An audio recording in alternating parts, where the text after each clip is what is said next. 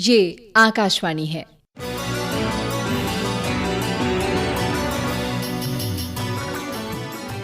बदलती फिजाएं। प्रस्तुत है आकाशवाणी और विज्ञान प्रसार के संयुक्त प्रयास से तैयार जलवायु परिवर्तन और वैश्विक तापक्रम की समझ और प्रबंधन पर आधारित विज्ञान धारावाहिक बदलती फिजाएं की अंतिम 52वीं कड़ी। बदलती फिजा में खुद को बदले, असर देखने को घर से निकले, सुबह की फिजा में तपिश भी मिलेगी, तपिश की लहर में खुद ही संभलिए, बदलती फिजा में खुद को बदलिए, असर देखने को घर से निकलिए।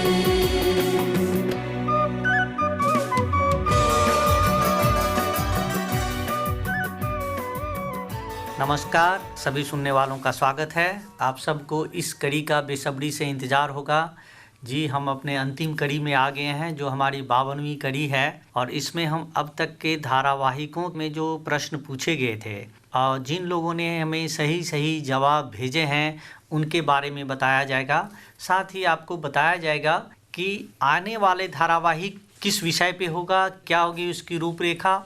हमारे साथ हैं विज्ञान प्रसार के निदेशक डॉक्टर नकुल पराशर। नमस्कार। और साथ ही हैं डॉक्टर वीरेंद्र कुमार त्यागी जी, जिनकी परिकल्पना संकल्पना की परिणीत है जो धारावाहिक हम सुन रहे थे, और आगे आने वाली धारावाहिक भी ये बताएंगे कि किस तरह से होगा। सबसे पहले तो आप सबका हमारे स्टूडियो में स्वागत है। त्यागी जी, आपसे शुरू करते हैं, क्योंकि अब हम अंतिम कड़ी में हैं और आप ही इस धारावाहिक के कर्ता धर्ता रहे हैं, तो इसके बारे में थोड़ा सा आप कुछ बताना चाहें। बदलती फिजाएं, अगर हम पूरे जो श्रृंखला थी कार्यक्रम की उसको देखें तो जो जलवायु परिवर्तन और जो धरती का जो तापमान है वो बढ़ रहा है उसके बारे में हमने जानने की कोशिश करी थी, और उसका उद्देश्य ये था कि जो परिणाम रिसर्च के द्वारा हमारे सामने आए उसमें ये है कि जो मानव जनित जो कारक है वो मुख्य रूप से जलवायु परिवर्तन का जिम्मेदार है, और उसमें वो क्या हमारी कारगुजारियां हैं जिसकी वजह से ये प्रभाव जो है देखने को मिल रहा है, और हम अपनी जीवन शैली में और जो प्राकृतिक संसाधन जिनका हम उपयोग करते हैं उसमें क्या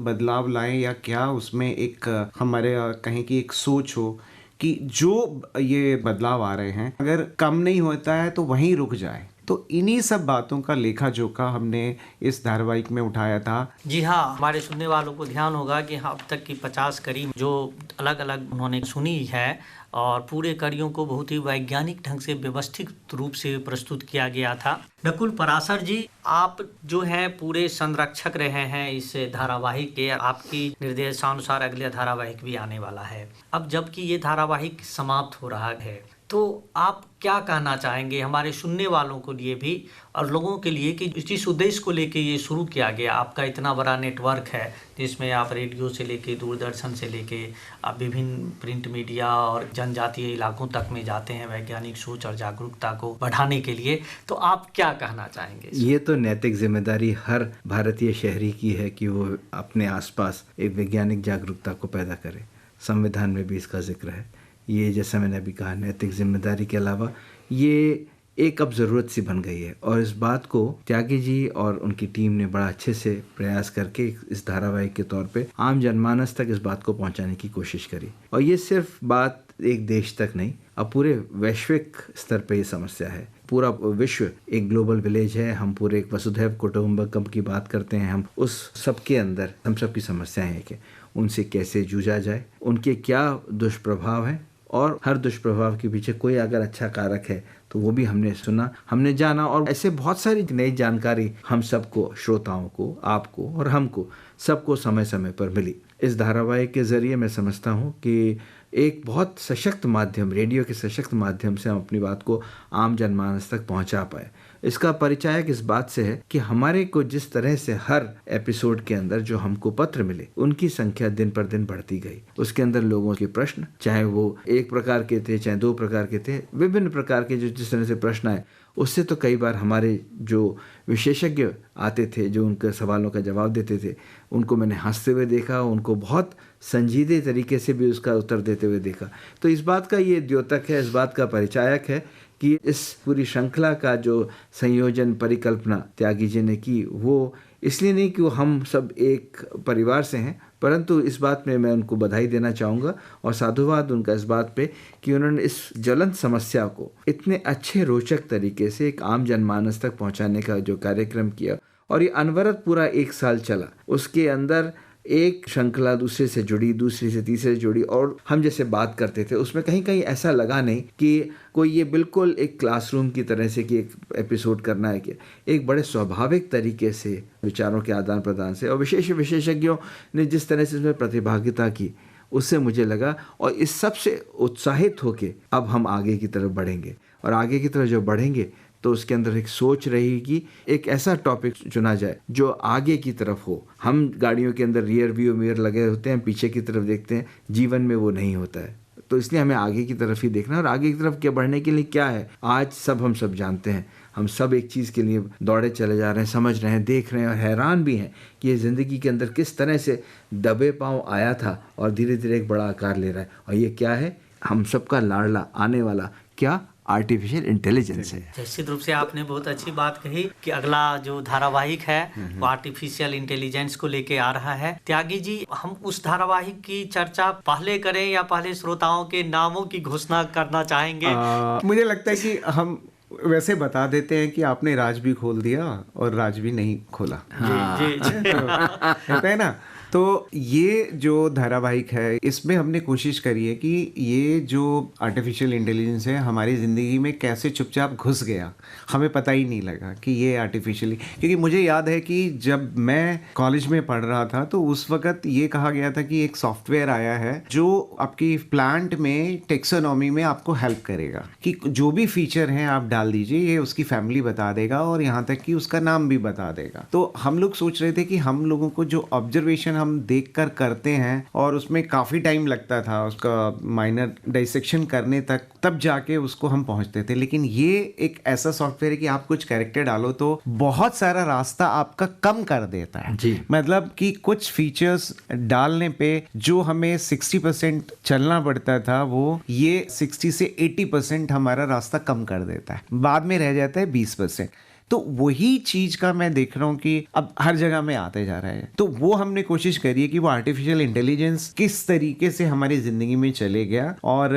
आने वाले भविष्य में उसका क्या स्कूप होगा या पोटेंशियल है या उसमें और हमें क्या ज्यादा मिल सकता है। जैसे जीवन का हर पहलू हम कहते हैं कि विज्ञान और प्रौद्योगिकी से जुड़ा हुआ है, तो ये एक ऐसी प्रौद्योगिकी हमारे साथ जुड़ेगी जो जीवन के हर पहलू में हमको मदद करने वाली होगी और जो समय बचाएगी, क्वालिटी ऑफ लाइफ है उसको इम्प्रूव करेगी और इकोनॉमिकली भी वो ज़्यादा वाइबल होगी। और तीसरा इसमें था कि जो आर्टिफिशियल इंटेलिजेंस, क्योंकि नीति आयोग ने एक पर्चा इसके बारे में शुरुआत करी है कि भारत में आर्टिफिशियल इंटेलिजेंस का क्या स्कोप होगा और क्या उसके लिए इंफ्रास्ट्रक्चर चाहिए, लेबोरेटरीज या इंस्टीट्यूशंस और या पढ़ाई में भी, तो किस तरीके से वो किया जाए उसके बारे में होगा। और जो हमारे लेबोरेटरीज में अभी कहीं की एक इकोसिस्टम जो डेवलप हुआ है आर्टिफिशियल इंटेलिजेंस को लेके, जैसे कि जो उस पर्चे में कहा गया है कि उसमें कुछ कोर एरिया आइडेंटिफाई किए, एग्रीकल्चर है, हेल्थ है और ट्रांसपोर्टेशन है, स्मार्ट सिटीज़ है। तो इन एरिया में काम करने के लिए हम एक पूरा एक चेन ऑफ हमारा इंस्टीट्यूशन लेबोरेटरीज रहेंगे, वो एक इंटरडिपेंडेंट सिस्टम के रूप में, सब सिस्टम के रूप में एक दूसरे के साथ काम करेंगे। उसके बारे में है जो फ्यूचर प्लानिंग है। और एक जो बहुत इंटरेस्टिंग इसमें सेगमेंट हमने रखा है कि वो आर्टिफिशियल इंटेलिजेंस को जो 20वीं शताब्दी का जो लिटरेचर है, साइंस फिक्शन है, उसमें किस तरीके से, तो जो बहुत ही लोकप्रिय कहानियाँ जो पूरी दुनिया में पसंद की गई उसमें से हम कोशिश करेंगे कि कुछ को सेलेक्ट किया जाए और उनका एक रूपांतरण नाट्य रूप में उनको अपने दर्शकों तक पहुंचाया जाए, जिसमें कि पोटेंशियल भी है यही का और जिसमें कुछ हास्य भी आता है और कभी कभी जो एक कहीं ना कहीं उस चीज़ को फ्रैंकेनस्टाइन वाला जो डर है वो भी आता है। तो उसको एक बैलेंस तरीके से, क्योंकि उस वक्त जो चीज़ें थी, लिमिटिंग फैक्टर थे, वो अब नहीं है, तो वहाँ पे भी अब वो जो कंट्रोल है वो काम करेगा और उसको वो एक पॉजिटिव दिशा में ही जाएगा। वो इसमें हमने बात करी है। वो आपने बड़ी अच्छी बात करी कि हम साहित्य के ज़रिए इसको करेंगे। मुझे याद है आज से करीब 25-30 साल पहले जब दूरदर्शन पे टाइम कैप्सूल करके बहुत सारे आगे के भविष्य के बारे में कि आज हम इसमें हैं, आँख खुली तो वो 2047 में पहुंच गए या पहुंच इंद्रधनुष, हाँ ऐसे हाँ जी ऐसे तमाम बहुत सारे होते थे और बच्चों के बहुत सारे सीरियल आते थे जिसके अंदर उन्होंने छड़ी घुमाई और आप वहाँ उस वाले एरा में पहुँच गए। तो फ्यूचरिस्टिक जो भविष्य की संभावनाओं को जो हमारे लेखकों ने परिकल्पना करके, चाहे वो इसाक आसिमोव हो या जॉर्ज ऑरवेल हो या तमाम बहुत सारे लोग हैं, स्पेस वॉर्स हैं, तमाम चीज़ें, उन सब को जैसा आपने कहा इसके अंदर लेके आएंगे तो ये तो बड़ा अच्छा गुलदस्ता आप बिल्कुल प्रस्तुत करेंगे। एक सवाल मैं पूछना चाहूंगा कि मुझे लगता है जो सबसे बड़ी उपयोगिता जो इसकी होगी, जिन लोगों की बुद्धि कम है तो हम जो कम बुद्धि वाले लोगों को भी एक लेवल पर ला सकेंगे। मुझे लगता है कि ये एक as a contribution to the human society ज्यादा रहेगा, तो हम सबको एक लाइटर बौद्धिक लेवल पे देख सकेंगे। मुझे एक लाइटर नोट पे तो ये कहा जाएगा कि अगर मेरे 30 नंबर कम आए हैं और फलाने के अगर 80 नंबर आए हैं तो मुझे डरने की कोई बात नहीं, क्योंकि जब फाइनल इम्तिहान होगा तो मेरे पास वो सारी सुविधाएं इस मेरे गैजेट में होंगी जो मुझे 100% मार्क्स दिला सकती हैं में। तो वो जो आपका प्रश्न है वो जीवन के हर क्रम में जो मतलब है हैव और हैव नॉट्स जिसे कहते हैं, जिनके पास है और जिनके पास नहीं है, उनकी बीच की जो खाई है उसको कम करेगा।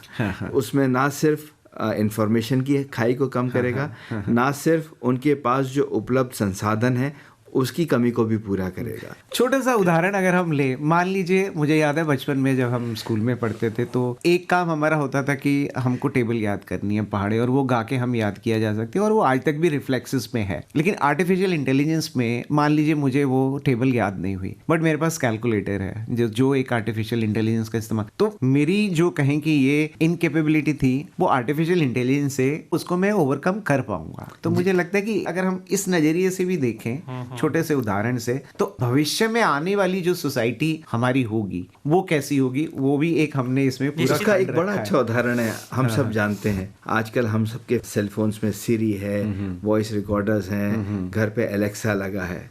कल ही एक इश्तेहार देख रहा था कि एक माताजी घर में आई और उनकी पोती ने कहा कि दादी तुम तो बहुत सुंदर लग रही हो, ए एलेक्सा ताली बजाओ। उसने ताली बजा दी। इस बीच में जो उनके दादाजी बैठे बोले ऐसे तारीफ नहीं करते हैं, गाना लगाओ सामने कौन आया, और गाना बज पड़ा। तो अगर बोलने से ऐसा हो जाएगा तो जहां आपने पहाड़ों की बात की, मास्टर जी ने बोला कि इसका मुझे पहाड़ा सुनाओ, तो भाई साहब एलेक्सा जेब में लाए और बोले एलेक्सा इसका पहाड़ा सुनाओ। और मास्टर जी बोलेंगे कि ये तो उसकी आवाज में, थोड़े दिनों में आर्टिफिशियल इंटेलिजेंस में आवाज भी आपकी होगी, पहाड़े भी आपके होंगे और मास्टर जी भी आपके होंगे। यानी कि स्मार्ट मशीनें आएगी जो इंटेलिजेंट, स्मार्ट मशीनें ही नहीं आएंगी, स्मार्ट टीचर्स भी होंगे, स्मार्ट स्टूडेंट्स भी होंगे और स्मार्ट नॉलेज भी होगी। हमारे साथ हैं नेशनल ब्रेन रिसर्च इंस्टीट्यूट के प्रोफेसर हैं डॉक्टर पर्वत मंडल। ये इस आर्टिफिशियल इंटेलिजेंस के लिए क्या कहते हैं? हमारा नेशनल ब्रेन रिसर्च सेंटर का जो एक महान इंस्टीट्यूट है under minister of science and technology, और मैंडेट है जो न्यूरो साइंस स्टूडेंट को, ब्रेन रिसर्च स्टूडेंट को बनाना है। वो पीएचडी कर रहा है ब्रेन में। ये नेशनल लेवल में प्रीमियर रिसर्च सेंटर है। तो हमारा जो काम है जो directly related to the brain imaging centre, that आपका हेल्थी है तो हेल्थी क्यों है, और हमारा जो पहले तो आपको जानना चाहिए क्यों हेल्थी है, इसीलिए ब्रेन में कुछ डेटा है, मार्कर है। तो हमारा सेंटर में पहले बार वर्ल्ड में आविष्कार किया द ब्रेन में एंटीऑक्सीडेंट ग्लूटाथायोन आप मेज़र कर सकते, आपको बोल सकते जो आपका इतना है। तो ये इंडिया में हुआ, ये वर्ल्ड लीडर है, ये हमारा सेंटर में हुआ। तो ए तरफ से आपको ग्लूटाथायोन लेवल इतना ज़्यादा लेवल में है तो आपका ए तरफ से अल्जाइमर तरफ से प्रॉब्लम नहीं होगा। ये रिसर्च यहाँ पे हुआ। तो इंटरनेशनल लेवल के आप बोल रहा है दैट इंटरनेशनल लेवल बहुत इंस्टीट्यूट हमारे साथ काम कर रहा है। आपको रिसर्च दिखाना है कि आप लीडर है तो इसी के बाद तो बाहर से आदमी आएगा जो रिसर्च करने के लिए। इसीलिए that Florida Institute of Neuroscience, Johns Hopkins and Psychiatric Research Centre, many places they are actually funding it. मेरे साथ यूएस एयरफोर्स में एक ग्रांट था, कैसे वो परफॉर्म करेगा, स्ट्रेस लेवल पायलट का कैसे होगा, ये एक थोड़ा सा नॉन इन्वेसिव टेक्निक में पूरा एक रास्ता दिखाओ। वो भी काम किया। सो अमेरिकन एयरफोर्स का जो फंडिंग आ रहा है यहाँ से, तो इसी से आपको पता चल जाएगा जरूर काम यहाँ पे हो रहा है। तो यहाँ का जो रिसर्च है, तो रिसर्च सेंटर में जो और एनसीआर रीजन का anybody comes to our centre, वहाँ पे ब्रेन चेकअप करने के लिए ये चेकअप होगा इमेजिंग टेक्नोलॉजी। ये इमेजिंग सिंपली एमआरआई नहीं है, रास्ता में जो यहाँ पे वहाँ पे जो एमआरआई है, यहाँ पे आपको केमिकल मैपिंग होगा, आपको फंक्शन कैसे ब्रेन काम कर रहा है ये सब को आपको पता चल जाएगा। आपको रिपोर्ट है, ये free of cost funded by government of India. Government of India चल रहा है, आपका दिमाग का क्या हेल्थ चेकअप है ये देखना है। आप ब्लड चेकअप कर रहा है बट आपको ब्रेन नहीं चेक। ये सबको भय होता है, जब मैं जाऊंगा तो आप बोलेंगे जो मेरे दिमाग में प्रॉब्लम है, ये नहीं चाहिए। आपको फीवर आता है, भूखा रहता है, आपको ब्रेन का ये रिपेयरेबल है। पहले आप यहाँ पे जाएंगे तो चेक करेंगे तो आपको पता चल जाएगा। हमारा एमआरआई सेंटर देश का 1 नंबर इंस्टीट्यूट है, वर्ल्ड लेवल में बहुत इसका पब्लिकेशन जो है बहुत हमारा जो साइंटिस्ट है सब बाहर से आया एवं वेल रिस्पेक्टेड साइंटिस्ट है। तो ये है हमारा इंस्टीट्यूट। ये आस्था नेशनल साइंस सिक्योरिटी गार्ड के पास में है, इजीली एक्सेसिबल है, हमारा वेबसाइट में सब कुछ है। बट अवेयरनेस जो ज़्यादा होना चाहिए एंड अप्रोचेबल होना चाहिए। सो इसीलिए आपका रेडियो एक बहुत ऑनेस्ट है। आप एक थोड़ा सा ईमेल भेज दीजिए, वो भी आंसर चल जाएगा जो हम आपके कैसे मदद कर सकते हैं।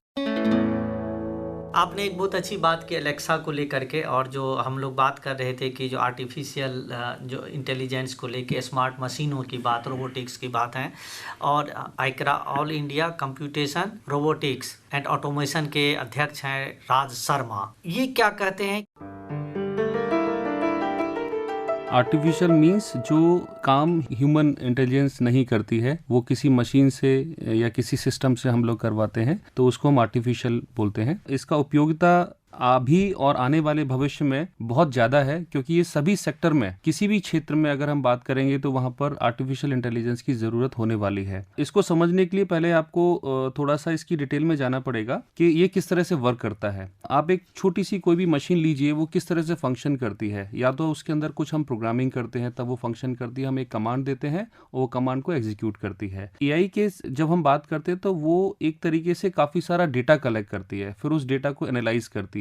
जैसा हम ह्यूमंस के साथ कैसा होता है कि हम बचपन से डिफरेंट टाइप की हम पिक्चर्स देखते हैं या हम उसके बारे में सुनते हैं, तो हमारे माइंड के अंदर में वो चीज़ें फीड हो जाती हैं मेमोरी में, और उसके बेसिस पर हमारी इंटेलिजेंस उस पर कोई डिसीजन लेने का काम करती है। वैसा ही सिस्टम मशीन के साथ होता है। हम उसके अंदर काफ़ी सारा डेटा फीड करते हैं डिफरेंट टाइप से, और वो डेटा को वो जिसको हम एल्गोरिदम बोलते हैं, उस तरीके से वो उसको एनालाइज करते हैं, और वो मशीन फिर उसके बाद में अपना डिसीजन लेती है। AI के अगर हम देखें तो 3 काफ़ी मिले जुले इसको हम सबसेट बोल सकते हैं। एक हम AI बोलते हैं, उसके बाद फिर मशीन लर्निंग बोलते हैं, फिर डीप लर्निंग बोलते हैं। मशीन लर्निंग सबसे इनिशियल फेज में अगर हम बात करेंगे, जो कम डेटा है हमारे पास, उसके बेसिस पे हम कुछ उसमें रिजल्ट्स फीड करते हैं एक्सपर्ट्स के थ्रू, तो वो उसके बेसिस पे मशीन डिसीजन लेती है। डीप लर्निंग में क्या होता है कि वो एल्गोरिदम क्रिएट करती है, एक न्यूरल साइंस नेटवर्क क्रिएट करती है, जिसके थ्रू मशीन इस तरह से कैपेबल हो जाती है कि वो कोई डिसीजन ले सके बेसिस ऑन दैट डेटा। और इन दोनों का मिलाने के बाद में हम बात कर सकते हैं कि आर्टिफिशियल इंटेलिजेंस। तो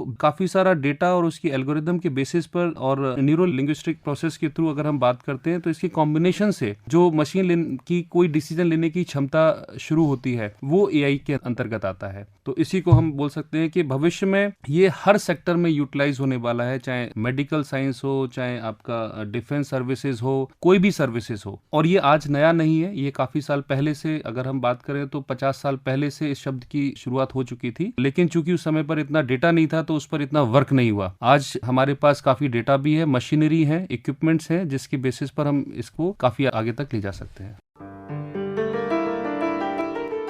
अब जितनी हम लोग बात सुन रहे हैं त्यागी जी, उतनी उत्सुकता आज ये मुझे भी जो है विज्ञान संचारक के तौर पे जो है काफी बढ़ गई है कि ये आपका जो आने वाला धारावाहिक है कृत्रिम बुद्धिमत्ता को लेकर के, तो आप थोड़ा उसकी रूपरेखा बता दीजिए। पहले तो ये आर्टिफिशियल इंटेलिजेंस है क्या, किसे हम कहते हैं, क्योंकि ये एक ऐसा विषय है जो लगभग पिछले 20 सालों में ही एक कहीं की लाइमलाइट में आया है। तो वो उसका विज्ञान समझने की कोशिश करेंगे और कहाँ कहाँ उपयोग उसको किया जा रहा है, और भविष्य में जो आने वाला वाला समय है उसमें हम कहाँ कहाँ उसको इस्तेमाल कर पाएंगे। और एक बात और, क्योंकि जैसा हमारे इस धारावाहिक में था कि एक वर्ग ये था जो कह रहा है कि क्लाइमेट चेंज है ही नहीं, दूसरा उसके बारे में प्रूफ दे रहा है, यहाँ पर भी कुछ ऐसा चल रहा है। क्योंकि एक वर्ग है, खासकर जो सोशियोलॉजिस्ट है और या जो कहें कि हमारे इकोनॉमिस्ट हैं, उनको कहीं ना कहीं एप्रीहेंशन है कि इसमें बहुत सारे लोग बेरोजगार हो जाएंगे, तो जो ह्यूमन इंटेलिजेंस है उसको ये रिप्लेस कर देगा। पर वास्तविकता में तो ये कुछ और कहानी है। हाँ। क्योंकि आर्टिफिशियल इंटेलिजेंस, जब हमको याद है जब शुरू में कंप्यूटर्स आए थे स्वर्गीय राजीव गांधी के समय पे, तो लोगों ने बड़ा शोर मचाया था कि ये इतने सारे क्लर्क जो हैं जो काउंटर पे बैठ के टिकट काटते हैं उनकी नौकरियां चली जाएंगी। आज आलम ये है कि जितने नौकरियां कम थी उससे ज़्यादा नौकरियां उसके अंदर बढ़ गई। इसी तरह से आर्टिफिशियल इंटेलिजेंस के साथ भी वही कहानी है। आज हमारे को आर्टिफिशियल इंटेलिजेंस के लिए जितने भी सिस्टम्स हैं उनके लिए ये सब रूल आधारित होते हैं। तो हर एक चीज़ को अगर आपको ऑटोमेट करना है तो उसका एक पैटर्न है, उस पैटर्न को कंप्यूटर के साथ मैप करने के लिए आपको रूल्स लिखने पड़ते हैं। तो रूल्स लिखने के लिए आपको लोगों की आवश्यकता पड़ेगी, उनकी संख्या बढ़ेगी तो नौकरियों की तादाद बढ़ेगी। आज आलम यह है कि अगर आपने डेटा साइंस को अपना विषय चुना है तो आने वाले समय के अंदर जो अभी तक अनुमानित संख्या है वो करीब 15 लाख पोजीशंस प्रति माह क्रिएट हो रही हैं पूरे विश्व के अंदर। तो अगर आप उन संख्याओं को जोड़ें घटाएं तो आप ये देखेंगे कि जितनी हमारी आबादी है वो मात्र 2 साल के अंदर भी अगर डेटा साइंस पढ़े तब भी वो जो आवश्यकता है उसको पूरी नहीं कर पाएगी। तो एक वैश्विक बड़ा जॉब अपॉर्चुनिटी इसके अंदर खुल रही है। और ये सिर्फ ये ज़रूरी नहीं है कि आपको गणित पढ़ी हो या विज्ञान पढ़ा हो, आप जीवन के किसी भी विषय से जुड़े हैं, अगर आप उस डोमेन के एक्सपर्ट हैं, अगर आप उस विषय को समझते हैं, जानते हैं, उसके बारे में आप रूल्स बना सकते हैं, तो आप एक कंप्यूटर के किसी वैज्ञानिक के साथ बैठ के as a subject matter expert आप उस क्षेत्र में भी ऑटोमेशन कर सकते हैं। और मुझे लग रहा जो है कि यहाँ पे एक चीज़ और समझने की है कि जो भी आर्टिफिशियल इंटेलिजेंस में हम बात कर रहे हैं ये मानवीय क्षमताओं को बढ़ाने की बात हो रही है। यानी कि एक मशीन के जरिए या एक सिस्टम के जरिए जो आज की तारीख में हमारी जो क्षमता है उसको हम बढ़ा सकेंगे। ये आर्टिफिशियल इंटेलिजेंस का एक बहुत बड़ा उपयोग है। जैसे कि आपको अगर बहुत सारी कैलकुलेशन खुद से करनी पड़े, नहीं कर पाओगे। अगर मैं आर्टिफिशियल इंटेलिजेंस का इस्तेमाल करता हूँ तो एक बहुत बड़ा काम मैं बहुत जल्दी कर पाऊंगा। तो बेसिकली मानवीय क्षमताओं को ये बढ़ाने हर एक वाला काम है। में आप जो भी काम करते क्षमताओं हैं के साथ जो सुविधाएं हैं, खास करके जो स्वास्थ्य संबंधी जांच होगी, जो कृषि उत्पादों के बारे में जो लेखा जोखा होगा, या जिस तरह के निर्माण होंगे, चाहे फर्टिलाइजर से लेके क्वालिटी को लेकर जो होगी, क्वांटिटी को लेके होगी, उन सब बातों में आजकल आर्टिफिशियल इंटेलिजेंस स्पेस साइंस में जो है उसका बहुत बड़ा उपयोग होगा। ये धारावाहिक की हम लोगों ने चर्चा की है। हमने जो मुझे लगता है कि हमारे जो श्रोता हैं जिनको कि पुरस्कार के लिए चुना जा रहा है उनके नाम आपको जरूर बताने पड़ेंगे। तो मुझे लगता है त्यागी जी, पुरस्कार देने वाले भी आप हैं, भेजने वाले भी आप ही लोग हैं। तो नकुल जी से अनुरोध करूंगा कि वो इन नामों की घोषणा करें। निनाथ महाजन जम्मू से, दुर्गेश नागनपुरे मध्य प्रदेश से और राहुल राज जी। इसके अलावा रश्मि कुमारी जिन्होंने हमें ईमेल भेजी परंतु अपना पोस्टल एड्रेस नहीं भेजा, जिसकी वजह से हम उनसे ये आह्वान करेंगे कि वो अपने एड्रेस भेजें ताकि उनका जो गिफ्ट हैम्पर है वो उन सबको मिले। आप चारों को पुरस्कार मिलने की हार्दिक बधाई, और इस उम्मीद के साथ कि ये कहानी यहाँ सिर्फ खत्म नहीं होगी और आने वाला कल जो हमारा सीरियल अगला आने वाला है उसमें आप हमसे जुड़ेंगे, हमको लिखेंगे, सवाल करेंगे, सवालों के जवाब प्राप्त करेंगे और साथ में मिलेगा आपको हमारा हैम्पर। नकुल जी, एक चीज और हम एक श्रोता के रूप में पूछना चाहेंगे जी कि मान लीजिए कि इन कड़ियों को अगर कोई फिर से सुनना चाहे, जी क्योंकि ये आज के बाद तो एयर होगा नहीं, जी जी जी, तो क्या कुछ ऐसा माध्यम है, ऐसा कोई साइट है या ऐसा कोई पता है जहां से वो मंगा सकें या वहां से कर सकें? बिल्कुल बिल्कुल, हमारा पूरा प्रयास है, विज्ञान प्रसार का ये शुरू से ही प्रयास रहा है कि जो भी कंटेंट हम तैयार करते हैं, चाहे वो इलेक्ट्रॉनिक हो, चाहे प्रिंट हो, चाहे सोशल हो या डिजिटल हो, उन चारों माध्यमों का एक हम रिपोजिटरी, एक इन्वेंट्री हमारे पास रहता है। और विज्ञान प्रसार की वेबसाइट पे जाके आर्काइव्स में आप जाके उसको ढूंढ सकते हैं, खोज सकते हैं, और यदि किसी वजह से वो वहाँ पे नहीं मिलता है तो आप हमें लिख भी सकते हैं। हमारा पता है विज्ञान प्रसार A50 सेक्टर 62 नोएडा। बिल्कुल ठीक। और हम कोशिश कर रहे हैं कि जितने भी हमारे ये कड़ियाँ प्रसारित हो चुकी हैं इनको हमारा जो विज्ञान प्रसार का YouTube चैनल है उस पर भी अपलोड कर दिया जाए, और एक महीने में हमारे सारे जो कहें की कड़ियाँ हैं उस पर उपलब्ध होंगी। आप वहाँ से सुन सकते हैं, डाउनलोड भी कर सकते हैं। चलते चलते हमारा वेब एड्रेस है www.vigyanprasar.gov.in। इसको ध्यान रखिएगा। इस पर आपको बाकी जो आप कोई भी सूचना चाहें, जानकारी चाहें, आप इस पर ले सकते हैं। वर्तमान धारावाहिक का भी और भविष्य के और भूतकाल के भी जो कुछ जानकारी चाहिए धारावाहिकों की, तो आप यहाँ से संपर्क कर सकते हैं, आप यहाँ खोज सकते हैं। सभी विजेताओं को बधाई देने के साथ ही एक चीज़ और है, महत्वपूर्ण बात है कि पिछले साल 31 मार्च 2019 को हम लोगों ने ये प्रसारण शुरू किया था। पहली कड़ी कर्टन रेजर हुई थी पूर्वावलोकन के रूप में, और आज 22 मार्च 2020 को हमारी ये अंतिम कड़ी जो 52वां एपिसोड है वो खत्म हो रहा है। नए धारावाहिक के साथ जल्द से जल्द आने की हम लोग कोशिश करेंगे। तब तक के लिए आप सबसे विदा चाहते हैं। नमस्कार। नमस्कार।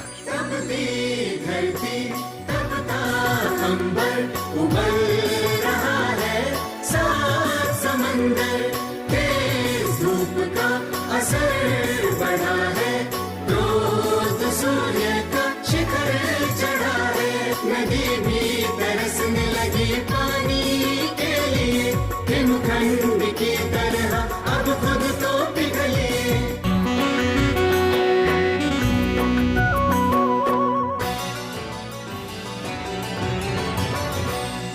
बदलती फिजाएं।